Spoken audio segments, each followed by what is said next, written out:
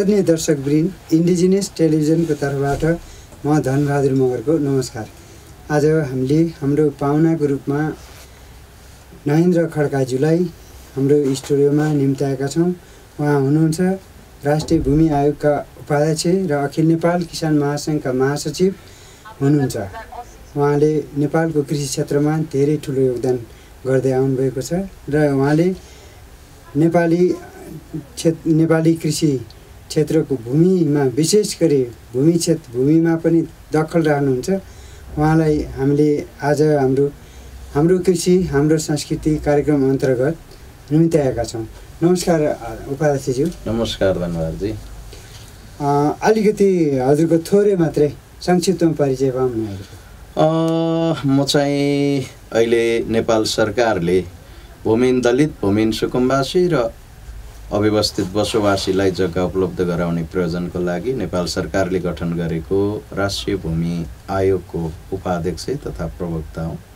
म नेकपा माओवादी केन्द्रको केन्द्रीय सदस्य र त्यसको अखिल नेपाल किसान महासङ्घ क्रान्तिकारी केन्द्रको महासचिव र विभिन्न राजनैतिक दलहरू, विभिन्न किसान सङ्घ सङ्गठनहरू, नागरिक सङ्गठनहरू समेत भएको राष्ट्रिय किसान सञ्जालको राष्ट्रिय कार्यान्वयन समितिको संयोजकको रूपमा काम गरिरहेको छु। विगत लामो समयदेखि किसान आन्दोलनमा, कृषि क्षेत्रमा, व्यावसायिक कृषिमा, भूमि अधिकार आन्दोलनमा, जलवायु न्यायको आन्दोलनमा जोडिएर काम गरिरहेको छु। यहाँले चाहिँ धेरै पहिलेदेखि नै, निकै लामो समयदेखि नै यो कृषि विकास रणनीतिमा पनि यहाँले काम गरिसक्नु भएको छ। यहाँको धेरै ठुलो अनुभव छ यो क्षेत्रमा। यो तपाईँले जुन यो नेपालको कृषि क्षेत्र र भूमिको विषयमा कुराकानी गर्दाखेरि विषयवस्तु धेरै नजिक छ, तर अब यहाँ कृषि क्षेत्रमा काम गरिरहेको अवस्थामा पनि भूमि आयोगको उपाध्यक्ष जस्तो महत्त्वपूर्ण ठाउँमा आइसकेपछि, उहाँ त्यहाँ नियुक्ति पाइसकेपछि यहाँले चाहिँ त्यो आयोगले गरेका कामहरूको केही विषयमा बताइदिनुहोस् न। धन्यवाद। हामी विगतमा किसान सङ्गठनको रूपमा नेपाल सरकारले गठन गरेको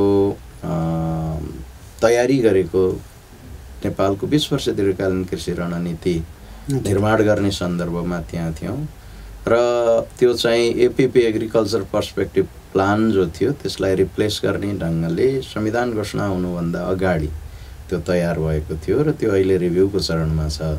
त्यसमा पनि किसानका अधिकारहरूको विषयमा, खाद्य अधिकारको विषयमा लगायतका थुप्रै कुराहरू थिए र कृषिको विकास नहुनुको एउटा महत्त्वपूर्ण कारण चाहिँ वास्तविक किसानहरूसँग जमिन नहुनु, भूस्वामित्वको समस्या, द्वैध स्वामित्वको समस्या हो भन्ने कुरा त्यसमा पनि औँल्याइएको थियो। र अहिले चाहिँ नेपाल सरकारले राष्ट्रिय भूमि आयोग गठन आदेश 2078 जारी गरेर त्यस अन्तर्गत नियुक्त भएको उपाध्यक्षको रूपमा अहिले आउँदा म त्योभन्दा अगाडि चाहिँ संयुक्त राष्ट्र सङ्घले एउटा कार्यक्रम चलाएको थियो, द्वन्द्व निवारणको सन्दर्भमा, भूमिको सन्दर्भमा एउटा कार्यक्रम चलाएको थियो। सबै राजनैतिक दलहरू सम्मिलित रहेको संयुक्त राष्ट्र सङ्घको विकास कार्यक्रम UNDP ले सहजीकरण गरेको त्यो कार्यक्रममा थिएँ। म करिब 3 वर्ष त्यो कार्यक्रममा हाम्रो पार्टी नेकपा माओवादी केन्द्रको नेतृत्व गरेर म त्यहाँ मुख्य भूमिका खेलिरहेको थिएँ भने त्यसमा नेकपा एमालेको तर्फबाट केशव बडाल, गणेन्द्र बस्नेत सहितका नेताहरू, त्यस्तै चाहिँ नेपाली काङ्ग्रेसको तर्फबाट विनय चन्द सहितका नेताहरू हुनुहुन्थ्यो र हामीले 3 वर्ष सर्वदलीय र सर्वपक्षीय ढङ्गले भूमिको सन्दर्भमा अत्यन्तै धेरै छलफलहरू गरेका थियौँ र किसान आन्दोलनमा, किसान सञ्जालमा लामो समय रहनुको कारणले भूमिसँग सम्बन्धित समस्याहरू बुझेको हिसाबले पार्टीको तर्फबाट चाहिँ नेतृत्व गरेर मलाई चाहिँ आयोगमा पठायो। आयोगमा आइसकेपछि हामीले पहिलो चरणमा विगतका आयोगहरू, यो देशमा भूमि सम्बन्धी आयोगहरू थुप्रै बने। कहिले सुकुम्बासी समस्याको समाधानको लागि सुकुम्बासी आयोगहरू भने कहिले समग्र भूमि सुधार सन्दर्भमा एउटा ठोस अवधारणा विकास गर्नका लागि भूमि सुधार आयोगहरू बने। देशभरि सिडिओ कार्यालयहरूले मालपोत ऐन 2034 अन्तर्गत विभिन्न जग्गा दर्ता समितिहरू बनाउनु भयो। यस्ता थुप्रै चिजहरू बन्नुको बावजुद पनि अधिकांशले लाल पूर्जा नै दिन सकेनन्।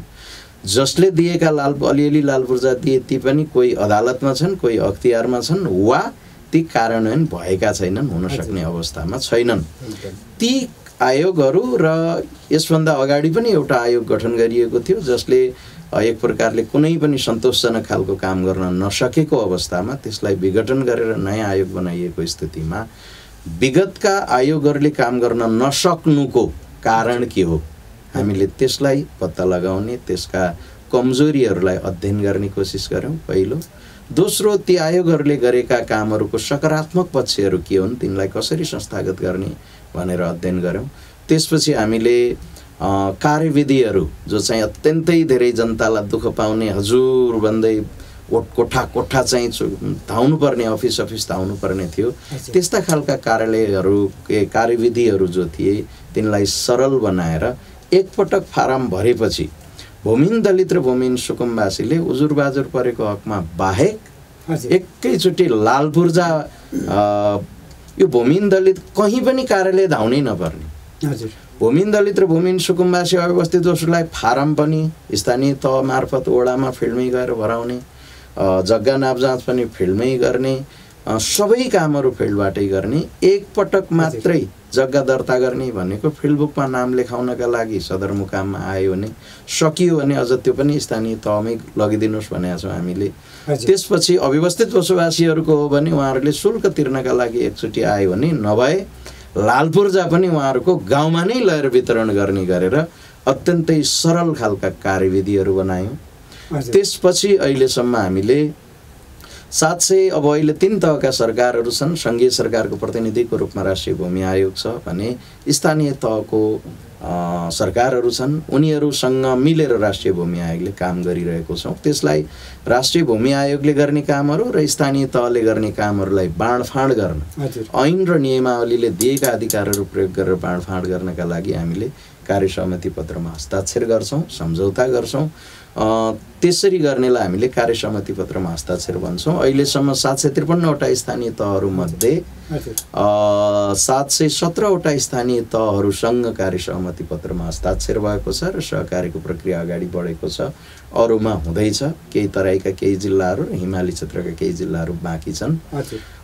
त्यस्तै 717वटा स्थानीय तहहरूमध्ये 712वटा स्थानीय तहहरूमा कम्तीमा एकपटक लगत सङ्कलनका लागि 35 दिने सूचना निस्केको छ। त्यो भनेको चाहिँ भूमिहीन दलित, भूमिहीन सुकुम्बासी र अव्यवस्थित बसोबासीहरूले फारम भराउनका लागि कम्तीमा एकपटक चाहिँ 712वटा स्थानीय तहमा सूचना निस्केको छ भने त्यो मध्ये अधिकांश स्थानीय तहहरूमा फेरि 2 पटकसम्म पनि छुटेका निवेदनहरू समेट्न सूचना निस्केको छ। त्यस्तै त्यो मध्ये 711वटा स्थानीय तहहरूले काठमाडौँ महानगरपालिका छोडेर लगत सङ्कलन गरेका छन्। अहिलेसम्म देशभर 13,50,000 भन्दा धेरै निवेदनहरू सङ्कलन भएका छन्। अब विगतमा चाहिँ निवेदनहरू जनताले हालेको हालै गर्ने, कहाँ गयो थाहा नहुने, के भयो थाहा नहुने, कहिलेकाहीँ पछि गएर उजुरी पर्ने जनताका प्रमाणहरू नष्ट हुने थियो। अहिले त्यस्तो नहोस् भन्न कलेज जग्गा पायो, कसरी पायो, के प्रमाणका आधारमा पायो, केही पनि नहुने, अनि सुकुम्बासी आयोगहरू बनेको बनाइ हुने, फारम भरेको भरे हुने। अहिले त्यो चिजको अन्त्य गर्नलाई हामीले सबै ती निवेदनहरूलाई कम्प्युटरमा डाटा एन्ट्री गर्ने र सिस्टममा राख्ने व्यवस्था गरेका छौँ। अहिलेसम्म 9,77,000 भन्दा धेरै परिवारको, मैले अघि भने 13,50,000 जो निवेदन भन्यो त्यो पनि परिवारको निवेदन हो। अनि त्यस्तै चाहिँ 9,77,000 परिवारका त्यस्ता निवेदनहरूलाई कम्प्युटरमा डाटा एन्ट्री गरिसकिएको छ। अहिले दैनिक 5 देखि 10,000 को रेसियोमा निवेदनहरू कम्प्युटरमा डाटा एन्ट्री भएको छ। त्यो डाटा एन्ट्री भएको निवेदनहरूमध्ये 77,000 प्लस भूमिहीन दलितहरू हुनुहुन्छ, 1,51,000 प्लस भूमिहीन सुकुम्बासीहरू हुनुहुन्छ, 7,40,000 प्लस चाहिँ भूमिहीन अव्यवस्थित बसोबासीहरू हुनुहुन्छ। र विगतमा चाहिँ अब राज्यका लागि प्रमाण त राखियो, विगतमा चाहिँ जनतालाई कुनै प्रमाण दिने व्यवस्था पनि थिएन। योभन्दा अघिल्लो आयोगमा पनि निस्सा दिने व्यवस्था थियो तर निस्सा दिइएको थिएन। भूमिको भाषामा चाहिँ निस्सा भनेको प्रमाण हो। त्यसैले म किसान आन्दोलनबाट आएको मान्छे हुनुको नाताले भूमिहीन दलित, भूमिहीन सुकुम्बासी र अव्यवस्थित बसोबासी भनेका मूलतः किसानहरू हुन्। उनीहरूलाई अधिकार सम्पन्न बनाउनुपर्छ भनेर हामीले निवेदन हालिसकेपछि निवेदनको निस्सा दिने पनि व्यवस्था गरेका छौँ। अहिलेसम्म करिब 8 लाख परिवारले आफ्नो हातमा आफूले दिएको निवेदनको निस्सा पाउनुहुन्छ। त्यसमा ओडाले छाप लगाएको हुन्छ, ओडा सचिवले हस्ताक्षर गरेको, लगत सङ्कलनकर्ताले चाहिँ हस्ताक्षर गर्नुभएको हुन्छ। त्यसैको आधारमा उहाँहरू आफ्नो प्रक्रिया कहाँ पुग्यो सबै चिज हेर्न र बुझ्न सक्नुहुन्छ। कसैले उहाँहरूको फारम नष्ट गराइदिएर डाटा हटाइदिन सक्दैन। उहाँहरूको जग्गा नाप जाँच भयो भने पनि अमिन सर्वेक्षकले त्यसैमा हस्ताक्षर गरिदिन्छन्। त्यो थप बलियो बन्न सक्छ। कुनै कारणवश आयोगहरू विघटन भए, नयाँ आयोग बनेन भने उहाँहरू त्यो निस्सा लिएर सर्वोच्च अदालतमा मुद्दा हालेर राष्ट्रिय भूमि आयोग गठन भएको थियो। त्यसले हामीलाई निस्सा पनि दिएको थियो, हाम्रो जग्गा खै भनेर आफ्नो अधिकारको लागि लड्न पनि सक्नुहुन्छ। त्यो व्यवस्था भएको छ। अहिलेसम्म 4,440 वटा परिवारका लागि चाहिँ लाल पूर्जा वितरण भइसकेको छ। जग्गा धनी दर्ता प्रमाण पूर्जा वितरण गरिएको छ। 2,23,000 भन्दा धेरै, 2,23,900 प्लस किता जमिनको नाप जाँच भइसकेको छ। अब त्यो जमिन भनेको करिब 1.5 लाख भन्दा बढी परिवारको त्यो जमिन चाहिँ छिटै नै त्यसको नक्सा बनाएर लाल पूर्जाहरू बनाएर लाल पूर्जा वितरणको तयारी गरिएको छ। झन्डै 1.5 लाख परिवारले अब छिटै लाल पूर्जा पाउने प्रक्रियामा हुनुहुन्छ। यो बीचमा हामीले चाहिँ यो पुराना आयोगहरूको कामलाई फर्चौट गर्ने अधिकार पनि हामीलाई छ। 86,400 परिवारका त्यस्ता पुराना आयोगहरूसँग सम्बन्धित निवेदनहरू हाम्रो आयोगमा परेका छन्। तिनलाई हामीले फर्चौट गर्दैछौँ र आजको मितिसम्म, हिजो साँझसम्म हामीले 48 करोड 50 लाख भन्दा धेरै राजस्व पनि सङ्कलन गरिसकेका छौँ। त्यसैले अहिले देशभरि एउटा अभियानको रूपमा कामहरू भएका छन्। जनतामा एउटा आशा आइरहेको छ। देशभर जग्गा नाप जाँचको काम भएको छ। कहीँ चाहिँ लगत सङ्कलन भइरहेको छ, कहीँ डाटा एन्ट्री हुँदैछ, कहीँ निस्सा वितरण हुँदैछ, कहीँ जग्गा नाप जाँच हुँदैछ। जग्गा नाप जाँच भएको नक्सा बन्दैछ, नक्सा बनेको प्रमाणीकरणको प्रक्रियामा गएर लाल पूर्जातिर गइरहेको छ। यसरी देशव्यापी रूपमा अहिले काम भएको छ। जनता पनि अहिले आशावादी हुनुहुन्छ। हजुर, यहाँले जुन पहिला हाम्रो सङ्घीय निर्वाचनभन्दा अगाडि असाध्यै द्रुत गतिमा यहाँले काम गरिरहनु भएको थियो, यहाँ आफ्नै नेतृत्वमा। त्यसपछि चाहिँ त्यो अगाडिको र अहिले पछिल्लो अवस्थामा सरकार बनिसकेको अवस्थामा निर्वाचन आयोगले बिचमा चाहिँ अब निषेध गरेको अवस्था थियो। तर त्योभन्दा पछि चाहिँ अहिले त्यति द्रुत गतिमा चाहिँ यो कार्य अगाडि नबढेको भन्ने चाहिँ अलिक गुनासो आइरहेको पाउन सकिन्छ। यसको अवस्था चाहिँ के हो? त्यस्तो चाहिँ काममा ढिलासुस्ती खासमा आएको छैन। हजुर, सङ्घीय निर्वाचन अगाडि एउटा स्प्रिटमा काम आएको थियो। त्यति बेला माननीय मन्त्री शशि श्रेष्ठज्यू पनि हुनुहुन्थ्यो। उहाँले पनि यो केही गर्नुपर्छ भन्ने एउटा खालको टोटीमा भएको हुनाले अलिक बढी व्यवस्थित ढङ्गले हामी लागेका थियौँ। तुलनात्मक हिसाबले काम अहिले त अब त्यसपछि के भयो भने हामीले चैत्र 20 गतेबाट लाल पूर्जा वितरण सुरु गऱ्यौँ। चैत्र 20मा सिन्धुलीको दुधौलीको एउटा मुसहर बस्तीमा लाल पूर्जा वितरण गऱ्यौँ। 22 गते झापाको महारानी जोडामा, कौरादह नगरपालिकाको महारानी जोडामा वितरण गऱ्यौँ। 23 गते चितवनमा अहिलेका प्रधानमन्त्री सम्माननीय प्रधानमन्त्री पुष्पकमल दाहाल प्रचण्डज्यूको प्रमुख आतिथ्यतामा, त्यति बेला पार्टी अध्यक्ष र पूर्व प्रधानमन्त्रीको रूपमा प्रमुख अतिथि माननीय शशि श्रेष्ठ मन्त्री, विशिष्ट अतिथि हामी सबै भएर चितवनमा लाल पूर्जा वितरण भयो। 24 गते कैलालीको धनगढीमा, सुर्खेतको भेरीगङ्गामा र मकवानपुरको चाहिँ तपाईँको बागमती गाउँपालिकामा लाल पूर्जा वितरण भयो। 26 गतेबाट आचार संहिता लाग्यो, चैत्र 26 गतेबाट। अब जेठ वैशाखको अन्तिम 30 गते निर्वाचन भयो। त्यसपछि निर्वाचन पछि पनि केही समय आचार संहिता रह्यो। त्यसपछि स्थानीय तहको नेतृत्व परिवर्तन भयो। अहिलेको कामको हिसाबले के छ भने लगत सङ्कलन गर्ने काम हैन, नीति नियम बनाउने लगायतका काम हामी गर्छौँ। त्यसमा रहेर लगत सङ्कलन गर्ने काम, भूमिहीन दलित सुकुम्बासी र अव्यवस्थित बसोबासीहरूको पहिचान गर्ने, प्रमाणीकरण गर्ने र वर्गीकरण गर्ने काम स्थानीय तहले गर्नुपर्छ। राष्ट्रिय भूमि आयोगले त्यसपछि चाहिँ नाप नक्सा गर्छ। नक्सा बनाउँछ, श्रेष्ठता बनाउँछ, पूर्जा बनाउँछ, अव्यवस्थित बसोबासीहरूको हकमा चाहिँ दस्तुर निर्धारण गर्ने र दस्तुर असुली गर्ने काम पनि गर्छ। त्यो मध्ये एउटा महत्त्वपूर्ण र सुरुवातको काम गर्नुपर्ने स्थानीय तह, अब उहाँहरू वैशाखको अन्तिममा निर्वाचित भएर आइसकेपछि केही समय उहाँहरूलाई बधाई आदान प्रदान गर्दा जनतालाई धन्यवाद दिँदै गयो हैन। उहाँहरूले कार्यभार सम्हालेर गर्दै असारमा उहाँहरूले नीति तथा कार्यक्रमहरू बनाउन, वडावाई छलफलहरू चलाउने, नीति तथा कार्यक्रम बनाउनेमा उहाँहरूको बित्यो। साउन भेलबाडी लाग्यो, जग्गा नाप जाँच हुने र अर्को स्थिति रहेन। हाम्रा कामहरू पनि प्रारम्भिक थिए। भदौमा काम मात्रै थालेका थियौँ। भदौ 29 गतेबाट तपाईँले अघि भने जस्तै निर्वाचन आयोगले पत्राचार गरेर हामीलाई आचार संहिता लगायो। अरूको असौज 16 गते भयो, हाम्रो भदौ 29 गते नै भयो। त्यसपछि लामो समय भनेको करिब माघको मध्य माघसम्म, उपराष्ट्रपतिको निर्वाचन सकिएको केही दिनसम्म हामीलाई राष्ट्रिय यो आचार संहिता लाग्यो। त्यति बेला पनि हामीले आचार संहिता उल्लङ्घन नहुने टेबलमा गर्ने, जस्तै फाइलहरू स्क्रिनिङ गर्ने, फाइलहरू मिलाउने, प्रमाणहरू जुटाउने, तिनीहरूलाई व्यवस्थित गर्ने, डाटा एन्ट्री गर्ने लगायतका कामहरू त गरि नै रहेका थियौँ हैन। ती कामहरू त्यहाँसम्म भयो। जस्तै जग्गा नापजाँच भइसकेको नक्सा बनाउने लगायतका कामहरू गरिरहेका थियौँ। तर मेनली फिल्डमा गर्ने, लगत सङ्कलन गर्ने, प्रमाणीकरण गर्ने, निस्सा वितरण गर्ने, जग्गा नापजाँच गर्ने लगायतका काम रोकियो।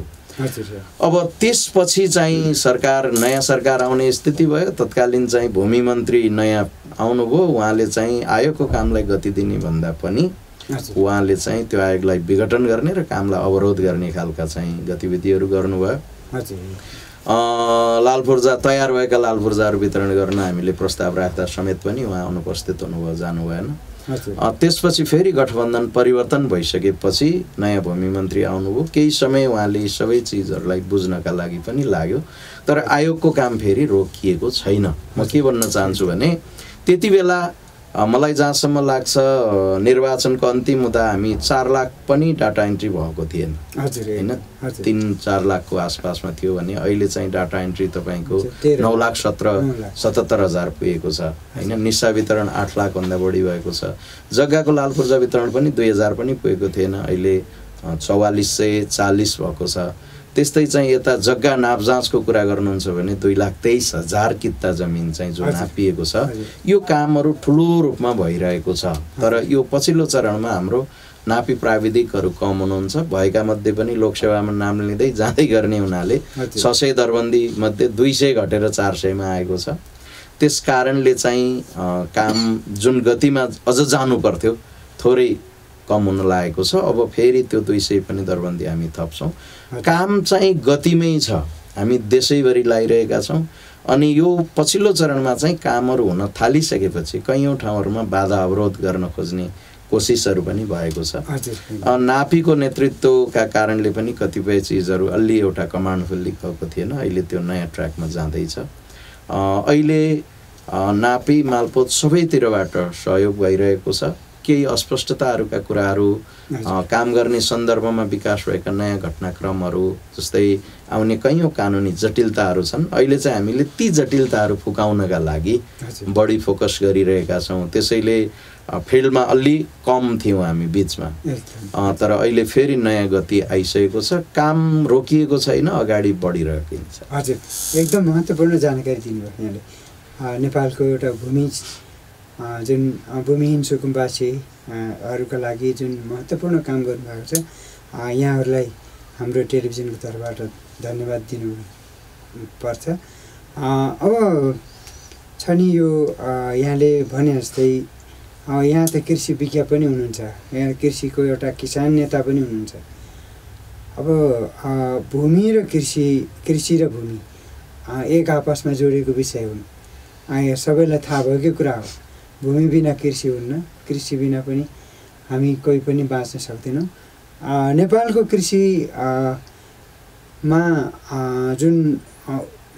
कृषि जुन रूपमा बढ्नुपर्ने थियो, भूमिको कारण बढ्न नसकेको, जसको भूमि छैन उसले कृषि गर्छ, जसको भूमि छ उसले कृषि गर्दैन।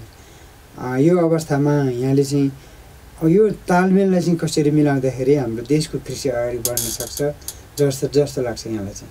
अत्यन्तै सुन्दर प्रश्न सोध्नुभयो। कृषिको विकासको लागि पहिलो कुरा त नीतिगत हिसाबले नै कृषि ऐन र किसान ऐन अलग अलग रूपमा ल्याउनुपर्छ हजुर र तिनीहरूले किसानहरूको अधिकारलाई सुनिश्चित गर्नुपर्छ। अहिलेसम्म चाहिँ किसान ऐन छैन, कृषि ऐन पनि छैन। हजुर विगतमा भएका कृषि योजनाहरू नीतिहरू जे थिए ती मूलतः कृषिको विकास उत्पादकत्व वृद्धिलाई मात्रै केन्द्रमा राखेर उत्पादकत्व वृद्धिलाई मात्रै केन्द्रमा राखेर योजनाहरू बनाइयो, नीतिहरू बनाइयो, ती मूलतः असफल भए। किनभने त्यहाँ चाहिँ उत्पादन गर्ने जो किसान हो उसलाई प्रोत्साहित गर्ने, उसलाई खेती गरौँ भन्ने वातावरण चाहिँ नबनाउने, अनि लोग आज चाहिँ धानको उत्पादन चाहिँ यति बढाउने, कोदोको उत्पादन यति बढाउने, व्यावसायीकरण गर्ने भन्ने मात्रै एक खालका प्राविधिक टेक्निकल रेटोरिकहरू भनेको पटक पटक दोहोऱ्याइने नाराहरू मात्रै प्राविधिक ढङ्गले मात्रै हेरियो।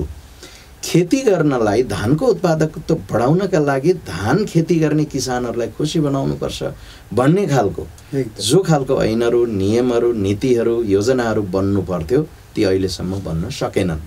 त्यसकारण कृषिको विकासको लागि पहिलो कुरा किसानहरूलाई कृषिमा आकर्षित गर्ने, जो चाहिँ अहिले कृषिमा हुनुहुन्छ उहाँहरूलाई साना किसानहरू, गरिब किसानहरू, सीमान्तकृत किसानहरूलाई संरक्षण गर्ने ताकि उहाँहरूले खेती छोडेर हिँड्न नपरोस् र ठुला, मध्यम तथा ठुला किसानहरूलाई व्यावसायीकरण गर्दै औद्योगिकरण गर्ने र त्यो औद्योगिकरणको रूपमा उत्पादन गरिएको बृहत स्केलको उत्पादनलाई फेरि कृषिजन्य उद्योगहरूको माध्यमबाट प्रशोधन गर्ने र तिनीहरूको औद्योगिक उत्पादनको रूपमा अगाडि बढाउने काम गर्नुपर्छ।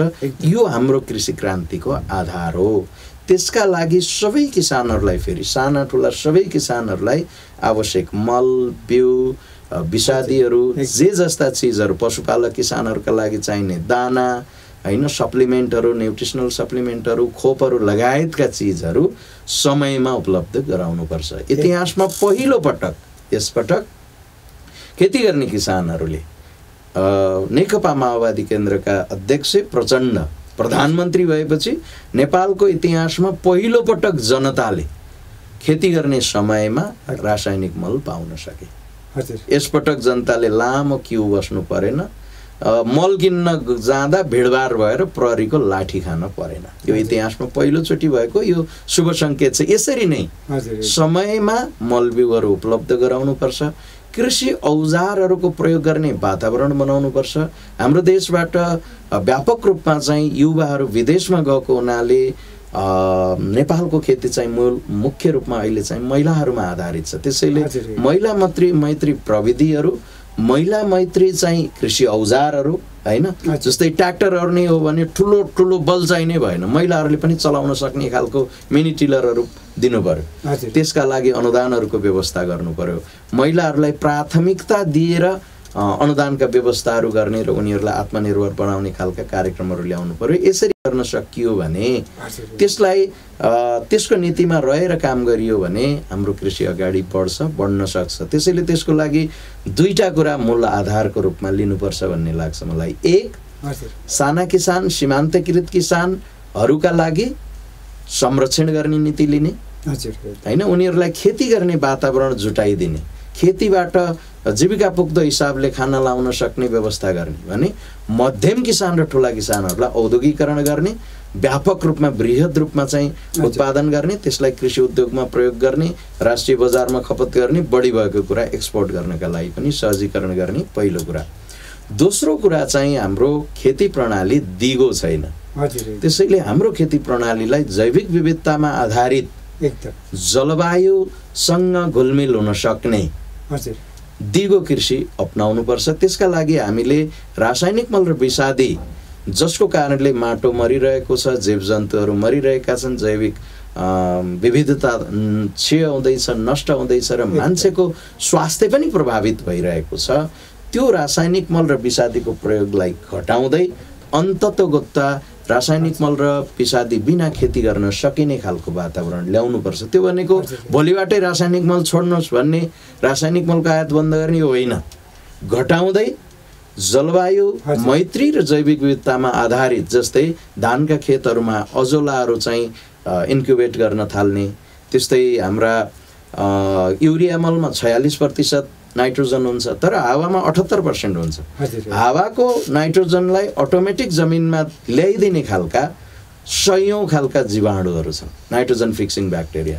तिनीहरूको प्रवर्धनलाई बढाउने, गोठेमलको प्रयोगलाई बढाउने, हैन, गौमूत्रको प्रयोगलाई बढाउने, कम्पोस्ट मलहरूको प्रयोगलाई बढाउने, गडौली मलहरूको प्रयोगलाई बढाउने, त्यस्तै चाहिँ गोठेमल बनाउने, गौमूत्रहरू प्रयोग गर्ने किसानहरूलाई त्यसका लागि चाहिँ आवश्यक अनुदानहरू दिने, गडौला चाहिँ प्रवर्धन गर्न चाहने किसानहरूका लागि अनुदानहरू दिने, यो ढङ्गले सोचेर हामी अब रासायनिक मल र विषादीमा आधारित नभएर जैविक विविधतामा आधारित दिगो कृषितिर जानुपर्छ। त्यसो भयो भने हामी नेसनल मार्केटको हिसाबले जनताले स्वस्थ, राम्रो, मिठो, हैन, खाना खान पाउँछन् भने विदेशबाट हामीले आयात गर्नुपर्ने कुराहरू घट्छ र त्यो खालको स्वस्थ फेरि खाने आहारहरू चाहिँ निर्यात गर्ने सम्भावना पनि त्यसको बढी हुन्छ।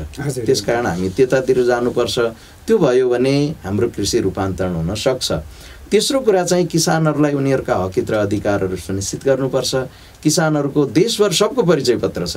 तपाईहरु पत्रकारहरू हुनुहुन्छ, तपाईहरुको परिचय पत्र छ। हामी आयोगमा छौं, हाम्रो छ, सबै कर्मचारीहरूको छ, जनप्रतिनिधिहरूको छ, वकिलहरूको हुन्छ, डाक्टरहरूको हुन्छ, सेना, प्रहरी, शिक्षक, कर्म सबको छ। तर यो देशका किसानहरू जो 2/3 छन्, जसले उत्पादन गरेको बिहान बेलुका खाएर हामी बाँचिरहेका छौं, तिनको किसान परिचय पत्र नै छैन। किसानहरूलाई परिचय पत्रको व्यवस्था गरिनुपर्छ। उत्पादन र स्वामित्वका आधारमा उनीहरूको वर्गीकरण गरिनुपर्छ। त्यो वर्गीकरण गरे अनुसार अलग अलग कार्डहरू वितरण गर्ने, अनि पहिचान हुन्छ नि, साना किसान कुन, सीमान्तकृत किसानहरू कुन, उनीहरूलाई दिने चाहिँ अनुदानहरू के, उनीहरूलाई ल्याउने कार्यक्रमहरू के, सरकारले अलि धेरै तिनीहरूलाई उत्पादनमा कार्यक्रमहरू सघाउनु पर्यो। त्यस्तै मध्यम किसान र ठुला किसानहरू कुन हुन्, मध्यम किसानहरूलाई व्यावसायिक बनाउनका लागि चाहिँ तपाईको कार्यक्रमहरू र अनुदानहरू चाहियो भने ठुला किसानहरू, धनी किसानहरूका लागि औद्योगिकरण गर्न र उद्योगसँग जोडिनका लागि कार्यक्रमहरू र अनुदानहरू चाहियो, हैन। त्यसरी व्यवस्था गर्नु पर्यो। अब मान्छे सबैको पेन्सन हुन्छ, नभए चाहिँ यो अन्तिममा चाहिँ गोल्डन ह्यान्डसेक लिएर चाहिँ जाने व्यवस्था छ। किसानहरूको केही छैन, त्यसैले किसानहरूलाई थोरै धेरै पेन्सन दिएर उनीहरूलाई एउटा आश्वस्त पार्नु पर्यो।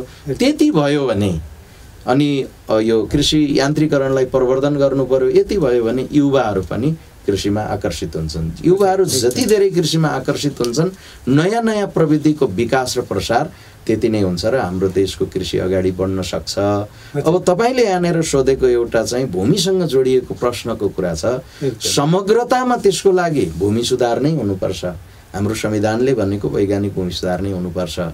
अहिले पहिलो चरणमा हामीले जे गरिरहेका छौं, यो भूमि सुधारको एउटा सामान्य सहयोगी कुरा हो, तर समग्र भूमि सुधार होइन। यतिखेर हामीले चाहिँ 3 थरी मानिसहरूलाई, 4 थरी मानिसहरूलाई जमिन दिइरहेका छौं। भूमिहीन दलित, भूमिहीन सुकुम्बासी, अव्यवस्थित बसोबासी र सट्टा भर्न।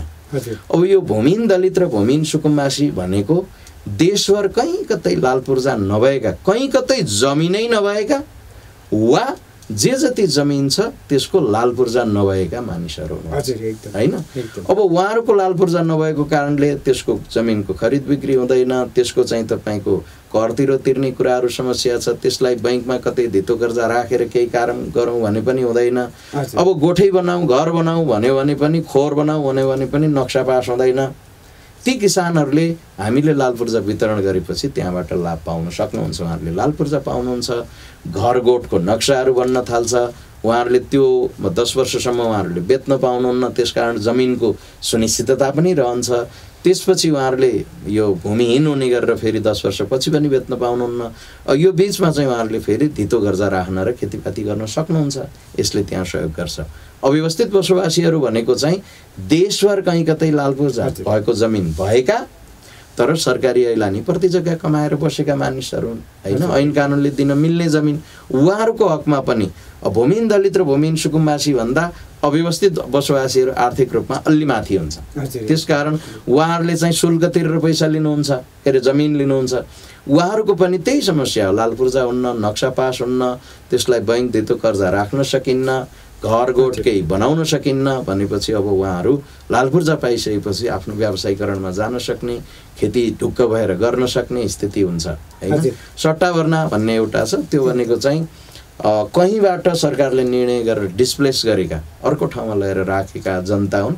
उनीहरू को चाहिँ लाल पूर्जाको बदलामा लाल पूर्जा दिने व्यवस्था छ, उहाँहरूले निःशुल्क पाउनुहुन्छ। त्यसैले यो चारै प्रकारका जनताले लाल पूर्जा भएको जमिन पाइसकेपछि कृषिको उत्पादनमा त्यसले राम्रो ढङ्गले योगदान गर्न सक्छ, आर्थिक परिचालनमा पनि ठुलो योगदान पुग्छ। हजुर, यहाँले धेरै महत्त्वपूर्ण विषयवस्तुहरू राखिदिनु भयो।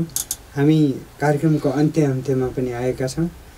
अब अन्तिममा नेपालको समृद्ध कृषि, समृद्ध नेपाल र हाम्रो देशको चाहिँ समृद्ध अर्थतन्त्रको लागि कृषिको माध्यमबाट